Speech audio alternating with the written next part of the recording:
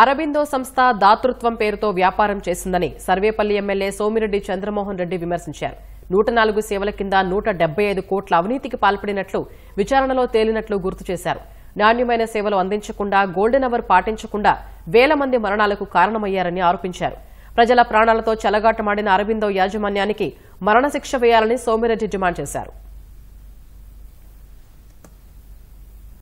Vigilance and enforcement and CAG reports ఇవన్నీ విచారణలో ఒక్క 104లో 175 కోట్లు ఎక్స్ట్రా వసూలు చేసింది అరవిందో ఫౌండేషను.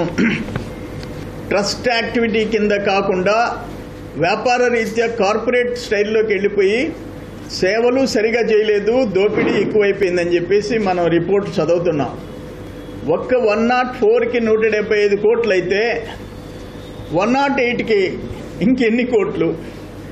విజయసాయిరెడ్డి వియ్యంకుడు, అరవిందో రాంప్రసాద్ రెడ్డి కొడుకు, విజయసాయిరెడ్డి అల్లుడు రోహిత్ రెడ్డి మెయింటైన్ చేసిన ఈ సంస్థ విషయంలో ఏ శిక్ష వేయాలా? కకృతి కోసం ఒక ట్రస్ట్ పేరు పెట్టి, మేము దాతృత్వ సంస్థ అని పేరు పెట్టి ఆపదలో ఉన్న వాళ్ళ ప్రాణాలు సత్యం రామలింగరాజు గారు చేశారు. ఫస్ట్ ఎట్లా చేశాడు? ఒక బ్రాండ్ అంబులెన్స్ అంటే సత్యం రామలింగరాజు.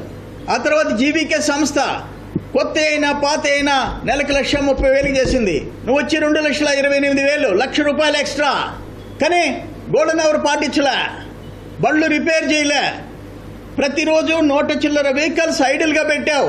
ఒక్కరు మరణానికి 302 కింద జైలు శిక్ష అంటే కొన్ని వేల మంది ప్రాణాలు పోయేదానికి కారకులైన ఆ సంస్థ యాజమాన్యానికి ఏ శిక్షలు విధించాలని అడుగుతుండా?